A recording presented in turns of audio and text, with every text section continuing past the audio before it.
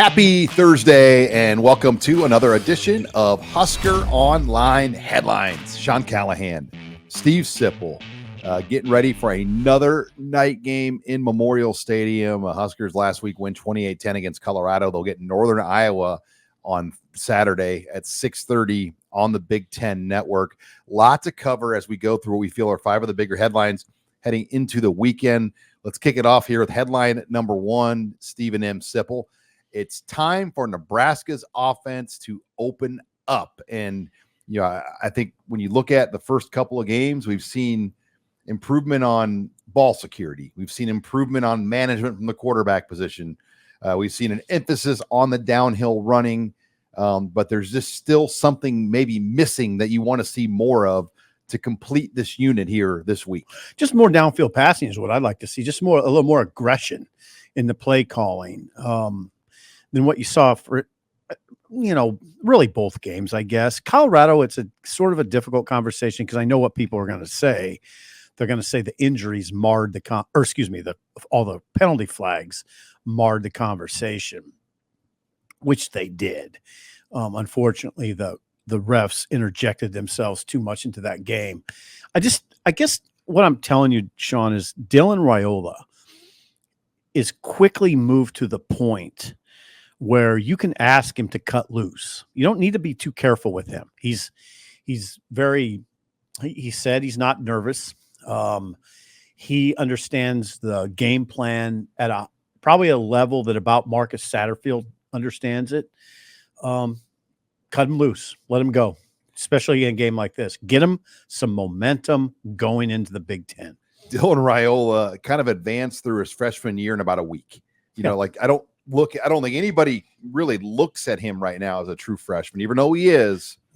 But the way he handles things, the way he does things, it is funny too how much national attention he continues to get. He's getting a lot, and that Mahomes thing, like people are fixated on Raiola and the Mahomes comparisons, and kind of almost duplicating his pregame warm up and his headband and all that stuff. But look, he's playing good football. That's all I care about. To be clear on that, Dylan has played that down, all of that. Now, when you look at him, there's that element. I don't even think about that stuff too much.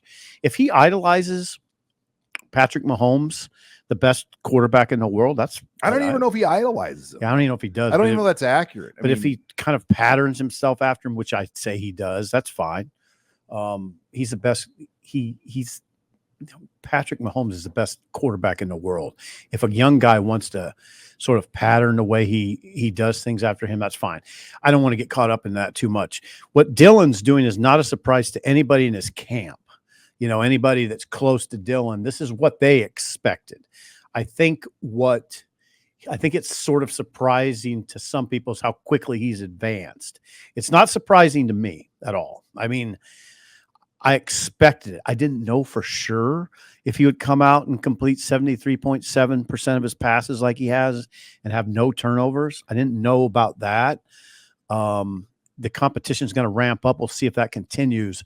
But I can't say that I'm surprised at what I'm hearing. Yeah, the QB, when you look at like the last 10, 15 years of quarterback play at Nebraska, the QB ratio numbers have not been good in terms of touchdowns, interceptions, to completion percentages. Honestly, Casey Thompson probably had one of the better ratios. Adrian Martinez, for as good as he was, he never had a good ratio. Touchdowns to interceptions. And even his completion percentage. Right. His freshman year had some moments, but Adrian would throw a lot of picks. Yeah. And I think that's the difference with Dylan.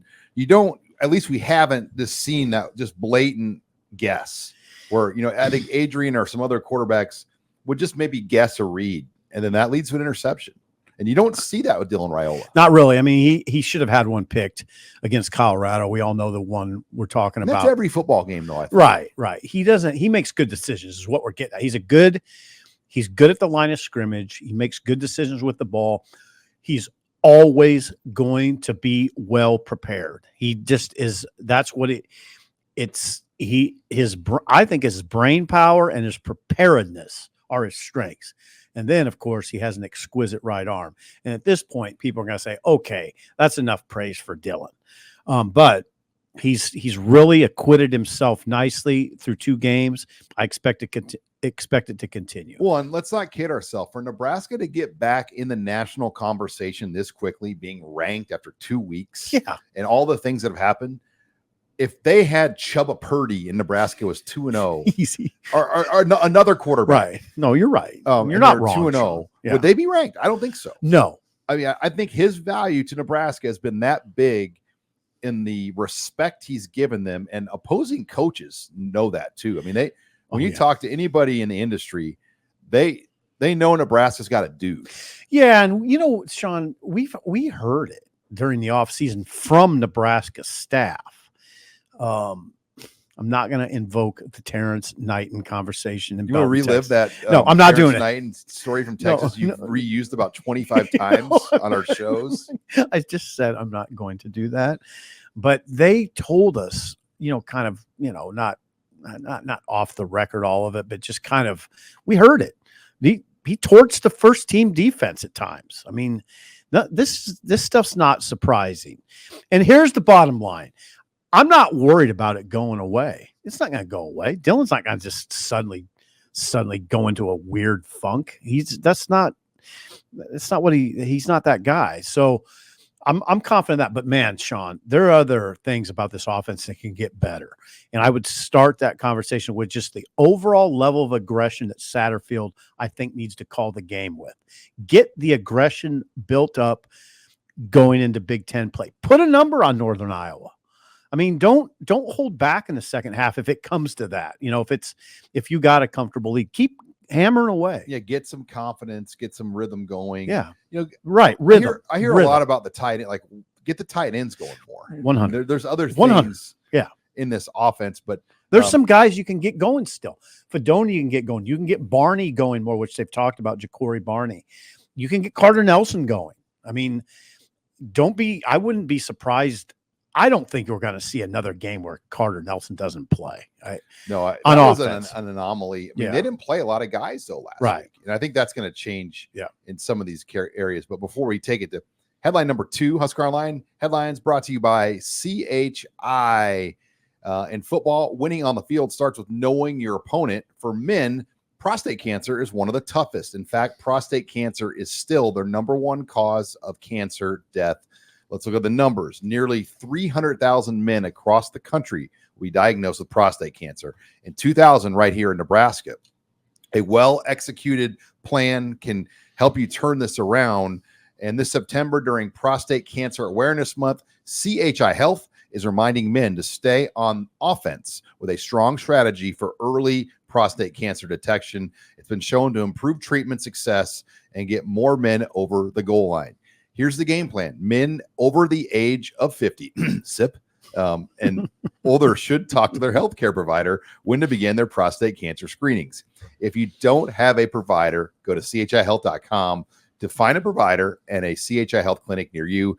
Don't drop the ball, Husker Nation. Let's stay on offense and beat prostate cancer at its own game. Get started today at chihealth.com.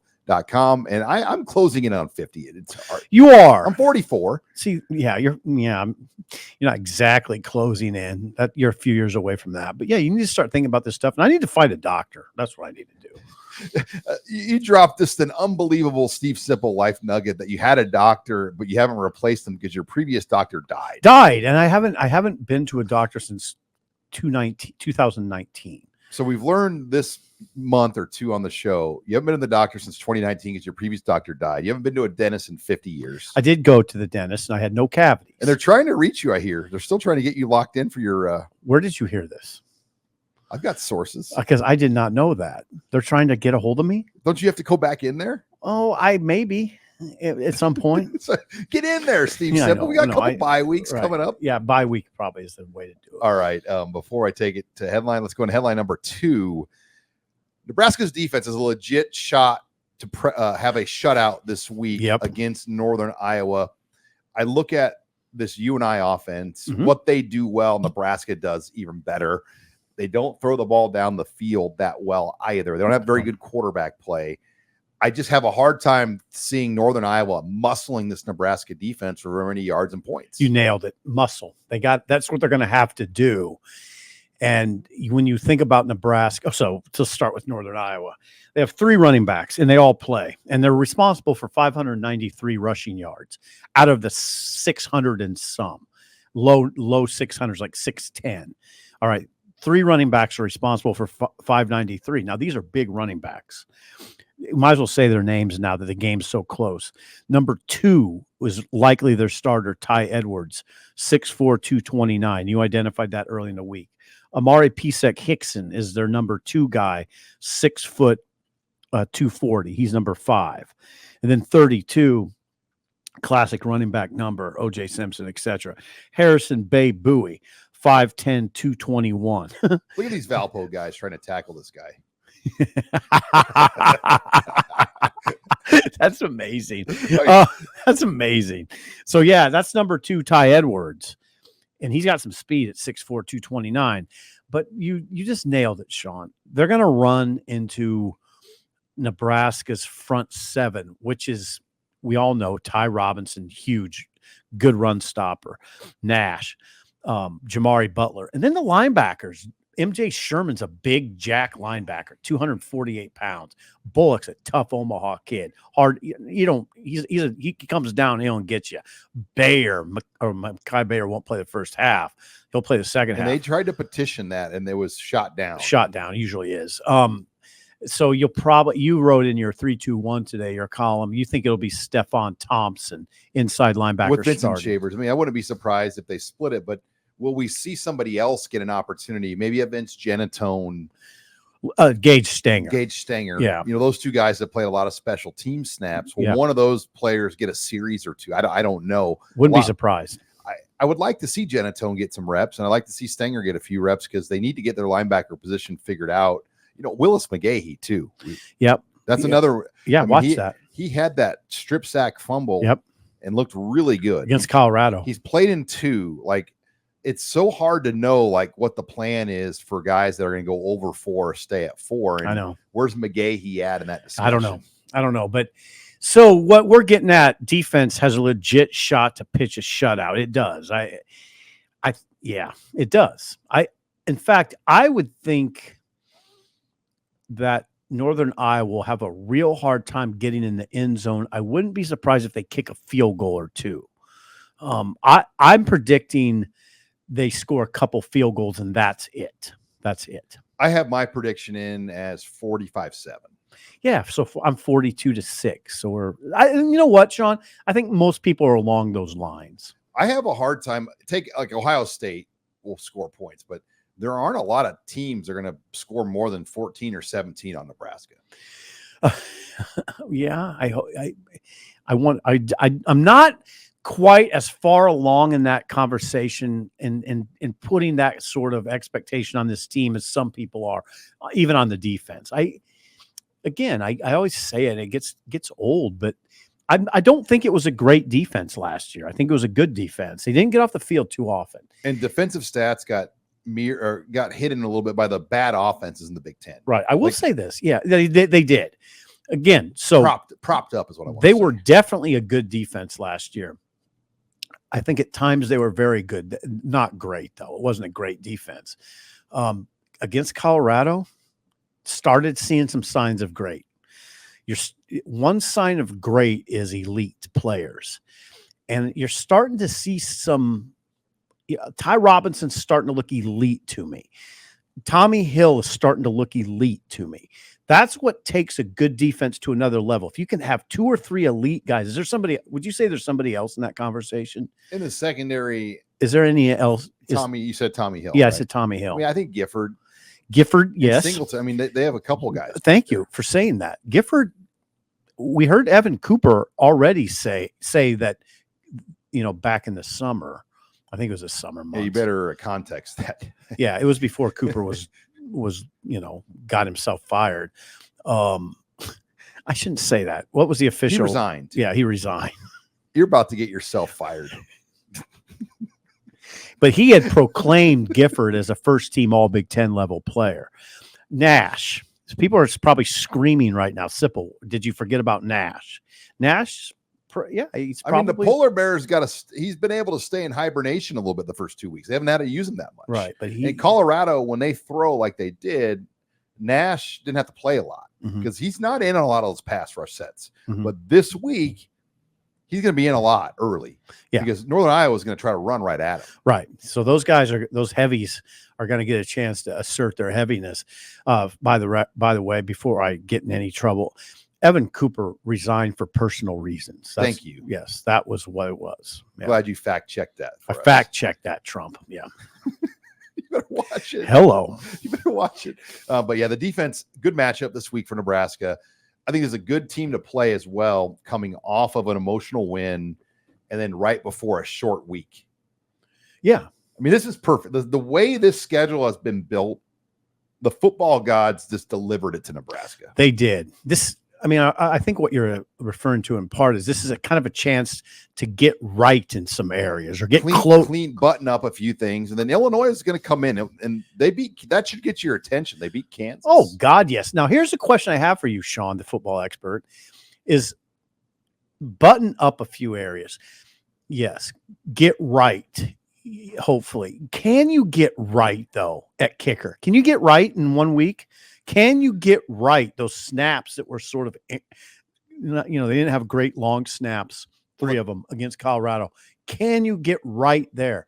Can you get right? Matt Rule said they have opened the long snapper competition up this week, and that's up for grabs. And they could have different guys doing different parts of it.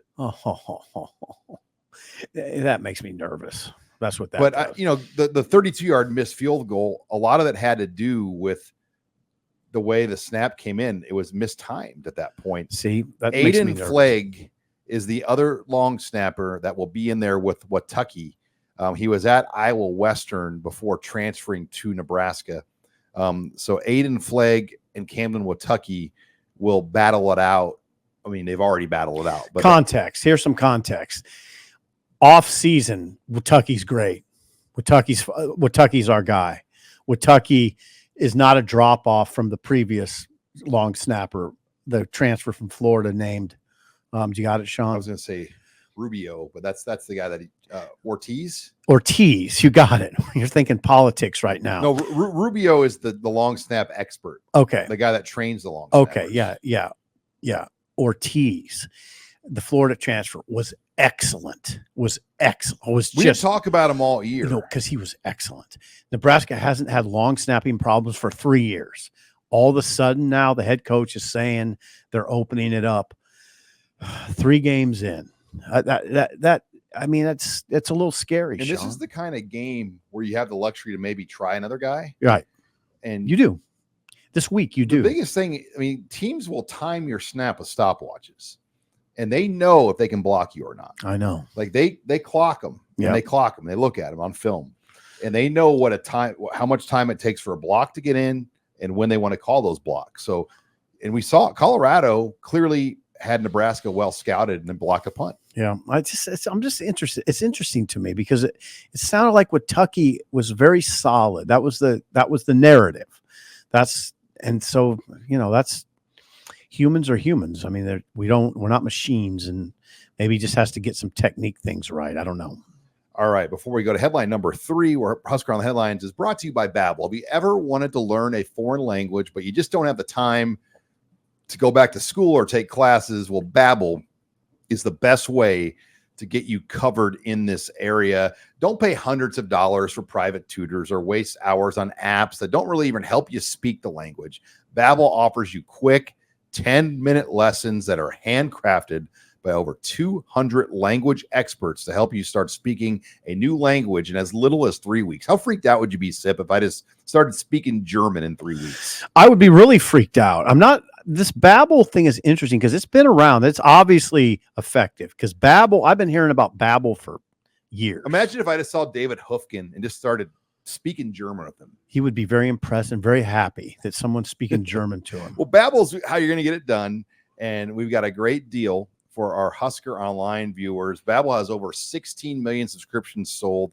They offer 14 award-winning language courses, and they're backed by a 20-day money-back guarantee. We're going to give you, for a limited time, our listeners, get up to 60% off your Babbel subscription. It's only for our listeners. You have to go to Babbel, BABBEL.com/Husker. Get 60% off at Babbel.com/Husker. Again, that's BABBEL.com/Husker. Rules and restrictions apply. Okay, let's go into headline number 3. And we've already kind of hit on this a little bit, but it's cleanup time for Nebraska's special teams.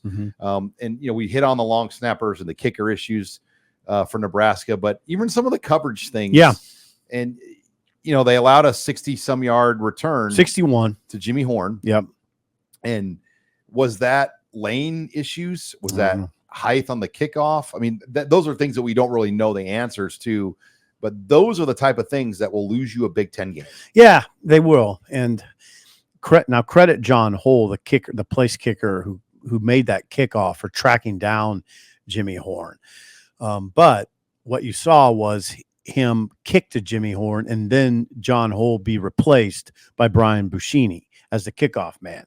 So obviously something went awry there. Also, Matt Rule mentioned this week that they had a long kickoff opportunity that Nebraska didn't capitalize on. I don't know if someone missed a lane or what, but see, those things matter. Again, that's cleanup time. That's what we're talking about. And you know what, Sean? There are only 2 games in.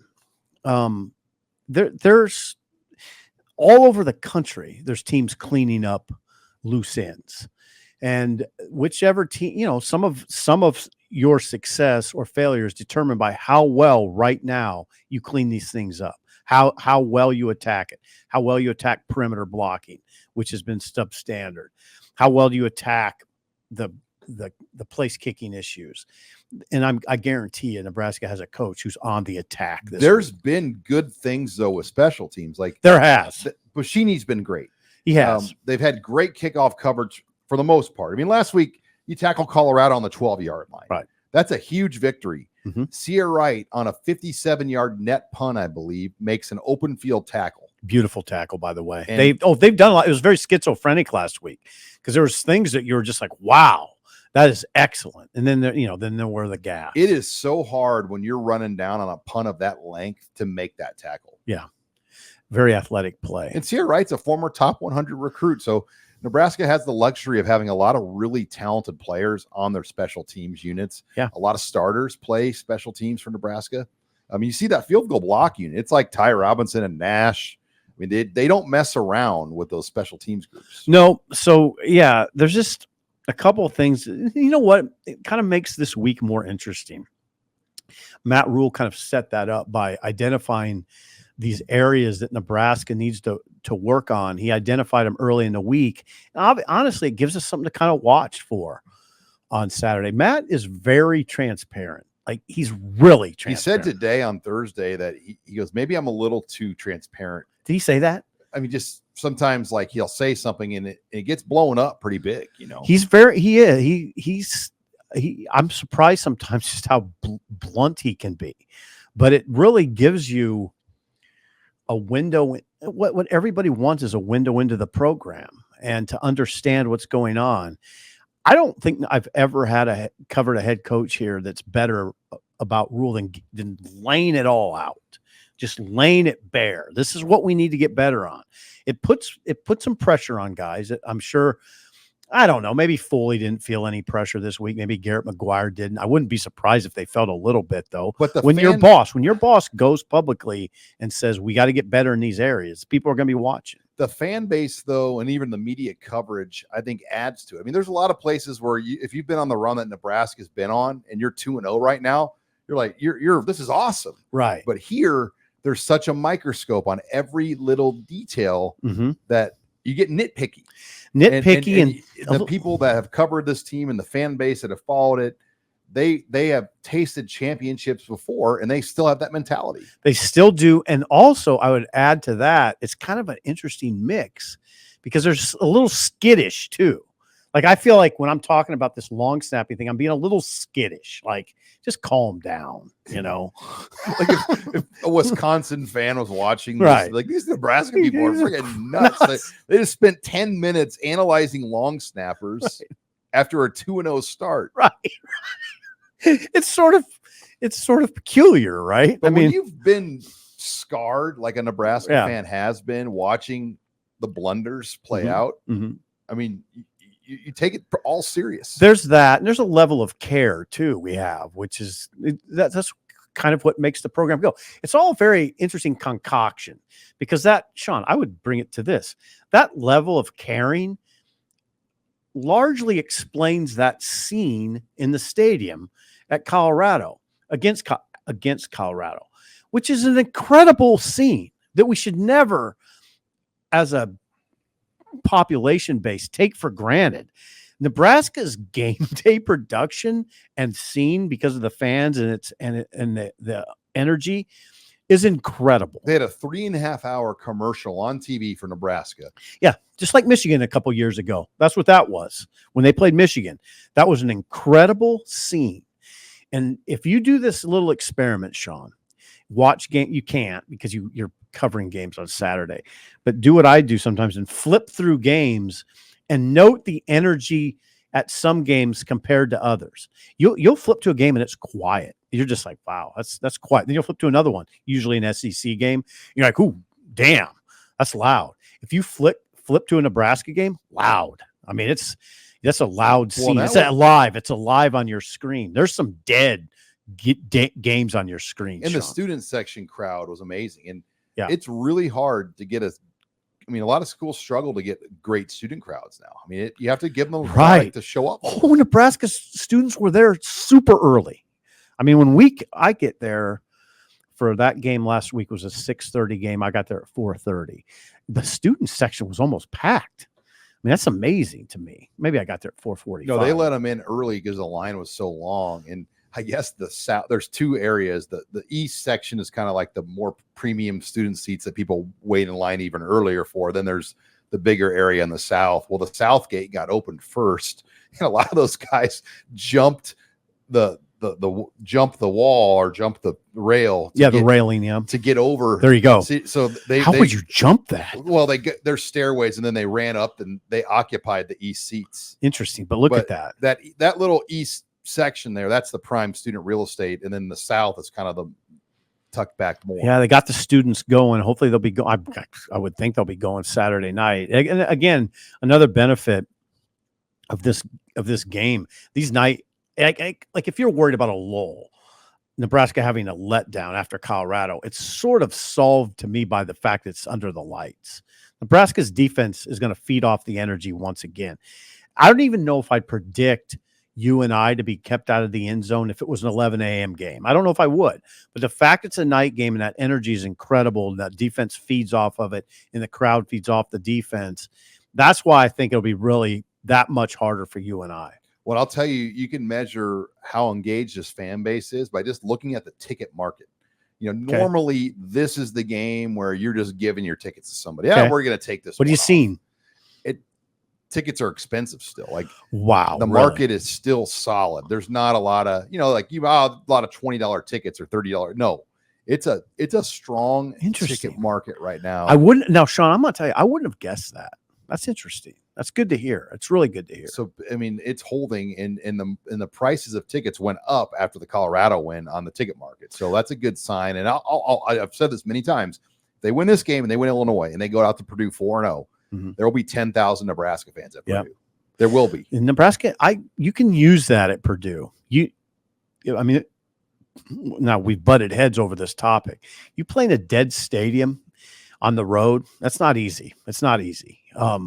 You want some life. So 10,000 Nebraska fans at Purdue, if it's a dead stadium, would really help. And I had some people try to challenge us a little bit that they didn't really storm the field. Does that look like a field storm to you, Steve? Yeah, they stormed it. They're on the field. Well, yeah, look at that. I mean, what more evidence would you need than that photo? What blew me away was Nebraska has not taken the field at a game.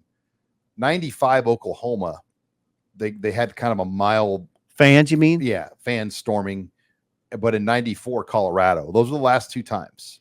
Geez, that's a long time. So 30 years between field. I think it was okay they did it. I mean, there's a lot of the get off my lawn fans that I know. We're above this. I mean, these kids were not, but they had a great night. No, great memory. No, I like your take on that. So I have no problem with people having fun. I mean, old people, the kids also don't want to hear old guys like us tell them not to do something. Right. They don't. And I'm not, surprisingly, on this topic, I'm not the get off the lawn guy. I'm not. We're fine not with it. boomer. I'm not a boomer. I'm a boomer. Are you a boomer? Oh, no. No, I'm not even a boomer. I'm Gen X. I'm I'm late Gen X. So I'm like the youngest you can be to be Gen X. Yeah. Okay. And interesting, because if you're the youngest you can be to be Gen X, I'm pretty much in that oldest category. I'm an old Gen X. So I'm skilled with the old time work ethic, and I know the technology, the millennials. That's kind of my advantage. Yeah, you're lucky. I'm kind of like that too. Where I'm not quite a boomer. No, you're not a boomer. I'm not a boomer either. I sure hope I'm not. No, you're not. All right, but I'm not even a boomer. I'm not. My dad would be, I guess. Yeah, your dad's a boomer. All right, before we take it to headline number 4, Husker Online Headlines is brought to you by Tanner's Sports Bar and Grill, 30th and Yankee Hill in Lincoln.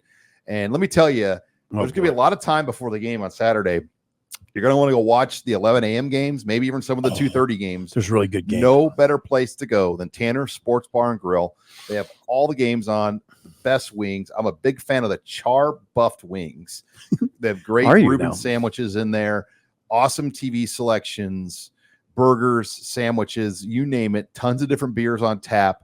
Tanner Sports Bar is one of the best sports bars in Lincoln, and they are a proud supporter and sponsor of the Husker Online show. They have 3 locations in Omaha, and then their 30th and Yankee Hill location here in Lincoln. So check them out. Go in there, watch them. If you're looking for a place to watch the Husker game and you don't want to mess with downtown, go to Tanner's. Tanner's is a great place to watch the game. Also, all the NFL action on Sunday. And when there's a BTN Plus game on volleyball or baseball, another sport besides football, they will have those BTN Plus broadcasts at Tanner's. So no better place. Check them out. Thank you to Tanner's for sponsoring us here on the Husker Online Headlines. Okay, let's go into headline number 4. Surprising streak for Nebraska's running backs. We have not seen of the current top 4 running backs, Stephen M. Sipple, there's not been one 100-yard rusher of that group ever in their careers. Matt Rule has not had a 100-yard rushing running back. Will this be the game where one of those 4 backs gets 100 yards? And I think obviously to get there, someone's going to need a home run, a big run, like a 50-yard type run. Yeah, because they might not get the necessary playing time to get to 100. Dowdell in the opener was on his way to 100 against UTEP. He fumbled early in the second. He had 55 yards in basically one quarter. Early in the second quarter, he fumbled that ball and in the red zone and didn't get another carry. He got in the game, but he did not get another carry. So I don't know if this would be the game or not. Now, it would be the game if it's closer than we think. You know, if this game turns out to be a bit of a tussle, you could get a 100-yard rusher. But I don't know if you'll get it. Well, you're right, though. If Dowdell would speed 70 yards for a touchdown at some point, then get about 10 more carries, yeah, he might get 100. The first quarter will tell us kind of if someone's going to do it. I think we'll know right away if somebody has a big first quarter. Yeah, and this is not – I agree. This is not a negative commentary on those backs. We like those backs. I like that backfield. It's crystallized a little bit too. They're using Ramir Johnson, and Dante Dowdell most. That doesn't mean that won't change. But you know what? The more I hear, I think the only change would be a little more Emmett Johnson in place of Ramir. Yeah. And I think that would take the game. The game would have to be in a position to want to do that. Yeah, we'll see on it and see if I'm right on that. But I've been real protective with Gabe Ervin. Yeah. Well, and Matt Rule mentioned that this week that he's been maybe overly protective of keeping him healthy, of having him re-injure. What did he have, a hip? So maybe they take the gloves off, the kid gloves off him a little bit. I don't know. My personal opinion is, when we go back to that original conversation about Nebraska's offense kind of finding more rhythm, showing some more explosion, I think of Dowdell and I think of Ja'Cory Barney, because when we sit up there in the press box, we have this great view, and what you see what you see very clearly is those two players are the most explosive weapons for Nebraska, right? Ja'Cory Barney and Dowdell, and I'd say Naor is also in that conversation. But man, when Dowdell carries the ball, it's a different look from a top. It's like, oh God, he's got more explosion than Ramir. I mean, and Ramir's 5'11", 200. This is a guy who's 6'2", 225 with that explosion. In terms of high school recruiting resumes, which I know that doesn't always mean everything, but Dowdell was the most touted of the backs. 4-star player in Mississippi. Yeah, he was Mr. Mississippi. Yeah, he was a big-time running back in Mississippi. And he played in the All-American Bowl. Yeah, and for the record, only fumbled 7 times in 600 carries or something like that. Which is still, I mean. 7's not bad. I want to say 650 carries, 7 fumbles. So 1 out of 100. So if you did 20 carries a game, though, that would be like 1 carry or 1 fumble every 5 games. Okay. Which I can live with that. A lot of it, too, is the offense you run. If you run kind of one of those ball movement offenses where you're pulling the ball in and out, a lot of fumbles happen. Michael Severe fact checked that, the number of carries for him. It was a lot. I know this about Dowdell. He played as a freshman, sophomore, junior, and senior. Didn't start as a freshman, but I think he started playing kind of starters minutes as a sophomore. Well, he had, so on his second touchdown, and they got on about this, he extended the ball out and kind of dropped it. Yeah, don't do that. And that didn't go over well with management. Don't do 4th down, you're okay doing that. That's about it, though, right? When he jumped up on that 4th down, too, where he skied through the air, I mean, yeah, he's an explosive athlete. Yeah, so and he kind of just fell into their lap. I don't even know if Nebraska was really courting Dowdell that hard. Is that right? Well, then he hit the portal, and EJ Barthel had a conversation with him, but it picked up quickly with him. And the reason why is they knew the opportunity that was at Nebraska, and they knew the type of offense that Nebraska wants to run. Downhill. They want to get downhill. He's got some work to do. I say he's a little unrefined still. I still think on that second level that he could work sometimes to make guys miss. Now, I did like the fact he hammered Shiloh. Is it Shiloh Sanders? Is that his name? Broke his forearm. That didn't bother me. I mean, sometimes that happens in this world, but I want to see more Dowdell. I want to see him develop more. All right. Before we take it into headline number 5, Husker on the headlines, brought to you by HomeField. It's a premium collegiate athletic apparel brand company out of Indianapolis, and they have all of the cool stuff that you're going to want. The Can't Miss Kickoff 24 campaign is a month-long campaign delivering everything needed for football season. And this is the unique stuff, the stuff that you don't necessarily see at some of your favorite box stores around town. Look at these jackets, these hats. Stephen M. Sipple is literally put that jacket into his cart a few times. Not that one. Yeah, and that hat. And now go this back. This one right here. Yeah, that. Oh, I love both. Yeah, I love both those jackets. But that hat with the stripes is really old school. That looks like 1985 to me. Better times. It looks like actually you could go back probably before 85, early 80s. They had those hats were in style. So check out, you can get these boxes there. You don't want to hear more about better times? You can get a kickoff football platinum box for $210, and look at all the things you get in the box. They also have another box for $175. So you can bundle and match some things together. If you're looking for a gift for somebody, it's a great gift idea to get you geared up for the game. And we have a special here for our Husker Online listeners and viewers at HomeFieldApparel.com. Use the code Husker24. That's code Husker24 at HomeFieldApparel.com, and you will get 15% off. That's code Husker24 for 15% off at HomeFieldApparel.com. Visit their website, check it out, use the promo code. We'll give you 15% off with that code Husker24. Thanks to HomeField Apparel for sponsoring us on the Husker Online Show and Husker Online Headlines. Okay, headline 5. Odds and ends. Nebraska gets a big one in-state wise this week. Christian Jones, Omaha West Side. Huge. And, it's kind of one of those situations where Christian Jones really wanted to see it before he believed it. He wanted to see Nebraska play well. He wanted to see the direction it was heading. He was here the last 2 weeks. He saw enough. He made it official to commit to the Huskers. Yeah, and it's big, I believe. I mean, if only from a perception standpoint, when you get the number 1 player in the state, and this is 3 straight years now, And I give Nebraska a lot of credit. You got Malachi Coleman, you got Carter Nelson, now you got Christian Jones. You're getting the top player in the state. That's meaningful.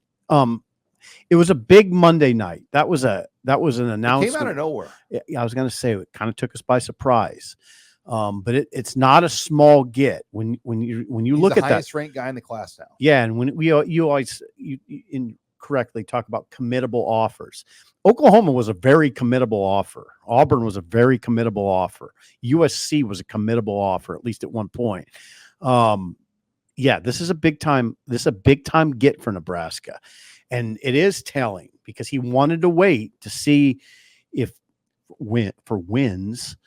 But just proof that it was going in the right direction. And you know what he said too, is he stood. This is so important, Sean, because I do believe that scene at Memorial Stadium is very important.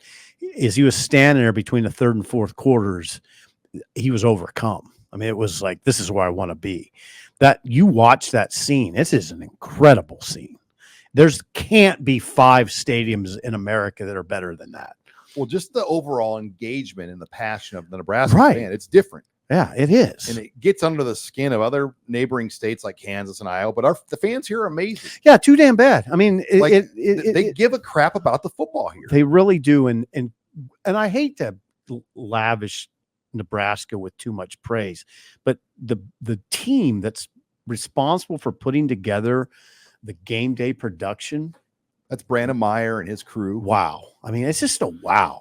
That is a great. And here's my drone. If you had the bingo card drone show, Sean. Sean the drone show is a separator. Yeah. Like who does that anywhere else? Now we're going to argue on this. No, the separator's Thunderstruck. Well, the drone show is a part of that, though. It's all together. Yeah, it's all together. It's really good. Drone before the drone show was just flame things in the song. Now you have like a Disney animated show going on above you. Yeah. Yeah, and it's not just Thunderstruck. They do a collage of songs that one leads into the other, and then it's culminated by Thunderstruck. And boy, I mean, we get 3 in a row. Yes, that is really important. Night games, because I think we'll see this production again, right? Oh yeah, and I would imagine for Illinois, we'll get drones for 400. Excuse me, sell it 400. Of course, we're going to get drones. You're looking forward to that, aren't you? Well, they can't do drones every week. It's expensive. Oh, really? Like I don't. Oh, so you don't think we'll get drones this week? I don't know this, but I'd be surprised.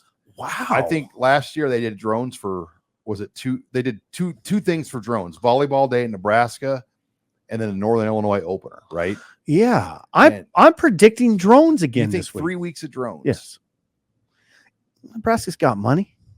I mean, it's like $100,000 for the drone show. It's not cheap. They got money. It's important. But I believe, and I've said this, you have to give people a reason to want to be in that stadium. It's too convenient. It's too comfortable to sit on your couch, have your Zipline beer, your Tanner's wings, and relax. And so I'm just going to watch it on TV at my house. No. Then you'll miss the drone show. You want to give them a reason to want to be there and record that on TikTok or record that on Instagram to show their followers and family and friends that I was here and you were not. I mean, that's the world we live in. Yeah. Yeah.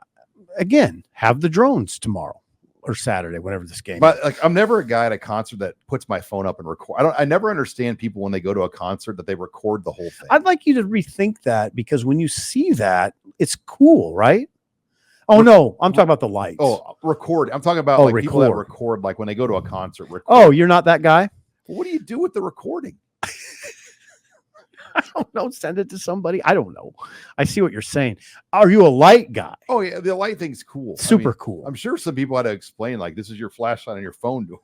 Easy now. That was ageism. There's some ageism. I bet you would need some help. No, I would not need help. God. How are they doing this with these? No, lights? I know how to do it, Sean. I can do it. I got my phone. I can show you. I'd bring you your own personal flashlight. You don't need to. I know how to activate my flashlight mechanism. Okay. Thank you. Anyway, production is great. I hope the drones are flying over the stadium or they don't fly over it. They can't fly over it. They take off from the practice field and they're off. They cannot be over the stadium for safety reasons. For I mean, because there's hundreds of drones. Imagine if one went out, you'd have a big problem. You'd have a big problem. Would it be that big? Well, Sipple, those drones are huge. Are they? If they fell from the sky, could cause problems.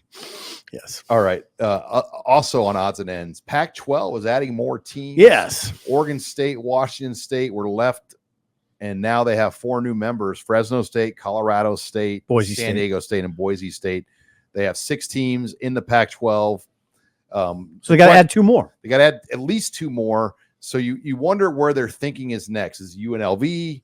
Is Wyoming on that conversation? Well, did you go back? Did you go back and get Stanford and Cal?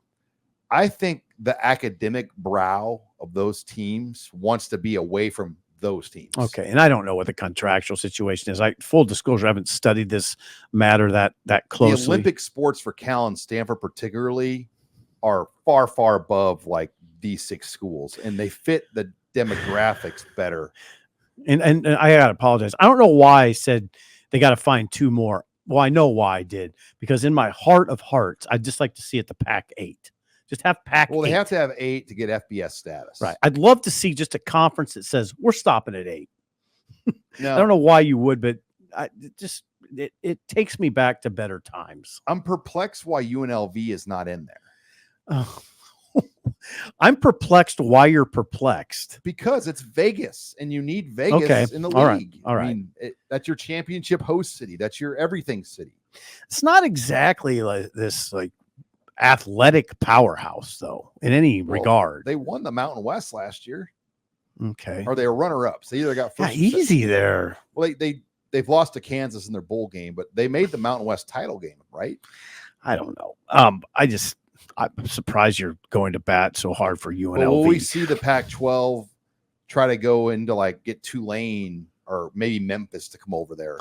Okay. Now you're talking. Now could you see Montana, who sells out 30-some thousand fans? Interesting thought. Could they come over? Interesting thought. Could North Dakota State finally make the move up? Interesting I think thought. There's some theories like that that could get those teams to move.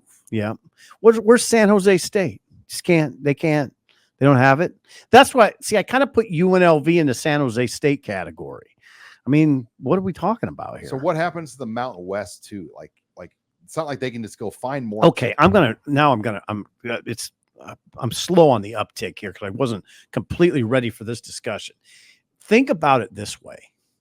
What does UNLV draw for games? What are your TV eyeballs? What are you selling? Well, Barry Odom's their coach. I don't care if why does that matter? Because they were good. Nobody knows who Barry Odom is. The old Missouri coach. I know who he is, but he doesn't sell. You don't go to the Pac-12 commissioner and say, well, we got Barry Odom. I mean, that's not going to do it. And what do you sell? You're selling Vegas. That's true. To now that you got me on that. You selling Vegas, and there is eyeballs. And if UNLV ever got good, you would have eyeballs. And I did read something that they can only Vegas is the best seller. They can only take 4 teams initially without getting sued. Okay. So maybe there's probably more. Like somebody also mentioned, why not Nevada?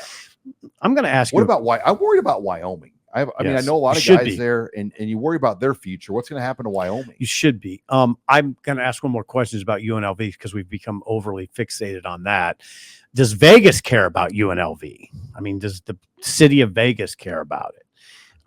I mean, I have some level of familiarity because, Barney Cotton was at UNLV. It wasn't well supported. Well, John Tritch, who was up here a couple weeks ago, John Tritch used to be a sports director in Vegas. He's now in Denver. I saw John at the Colorado game, listens to our show. But John was telling us when he covered UNLV, it'd be him by himself at a lot of practices. Thank you. That's what I mean. I mean, what's the sell? Anyway, I'm glad that the Pac, whatever it's going to be, is alive. That's the good news. Washington and Bill Moose is probably happy. I need to call Moose on this. That's good tunnel talk stuff. Yeah, it is. All right. Save that for next week. And then our final odds and ends, Big Ten games this week. Wow. Alabama at Wisconsin. Wow. Alabama is a 16-point favorite in Camp Randall, and that's an 11 a.m. game. I mean, I'm more interested. Can DeBoer go in there and just hammer him? Yes, he can. Wisconsin has looked very ordinary. I do think Alabama can go in there and get out of there with a 28-point win. I do. I'm telling you, Van Slyke has looked very ordinary. And they're 2-0, but it's a very uncomfortable 2-0. It's shaky. Minnesota has Nevada, 17.5 point. Notre Dame's at Purdue. Huge game. Huge game for Notre Dame. Huge game for Purdue. Purdue is a 9.5 point favorite in that game. Excuse me, Purdue? Or dog. Yeah, dog. I'm sorry, dog.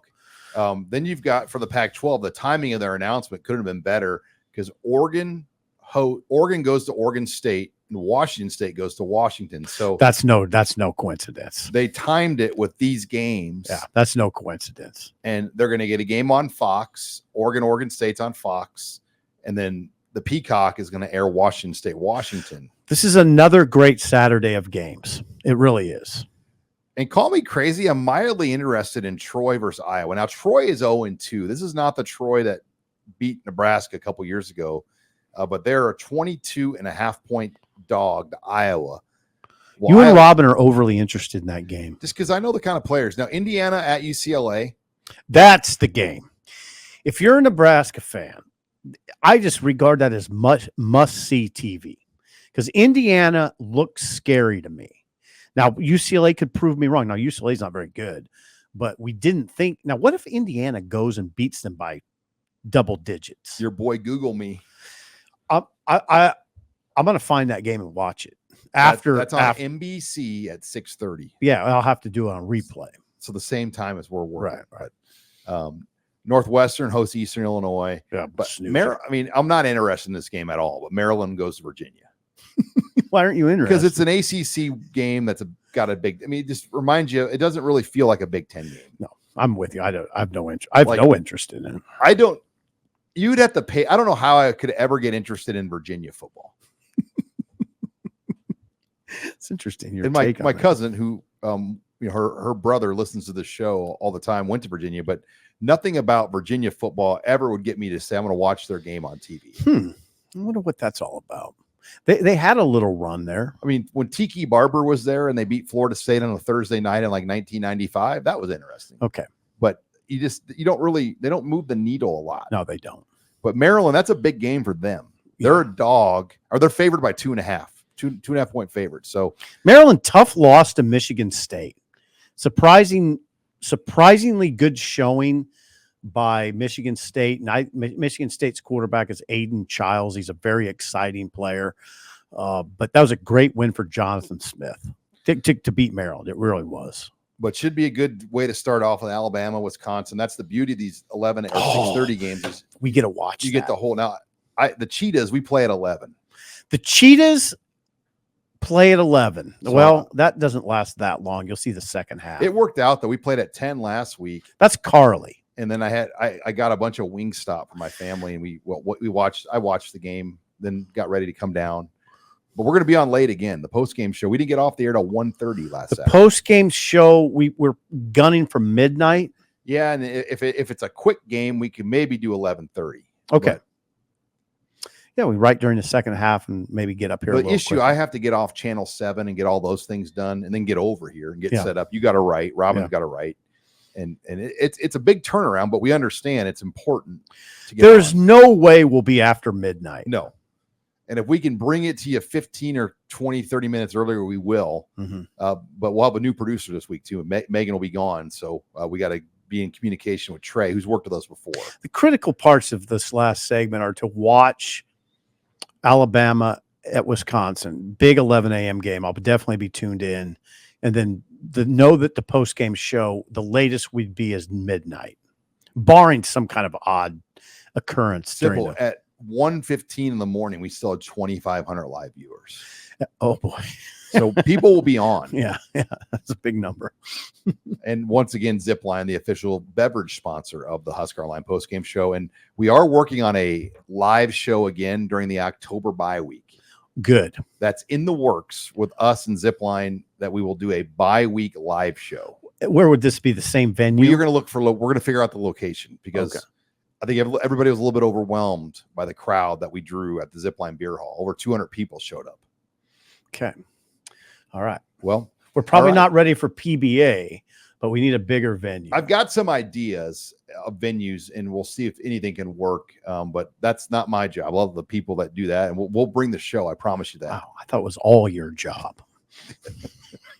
Well, thank you again for joining us. Again, we'll be on after the game Saturday around 12 midnight, recapping on Husker Online post-game live. For Steve Sipple, I'm Sean Callahan.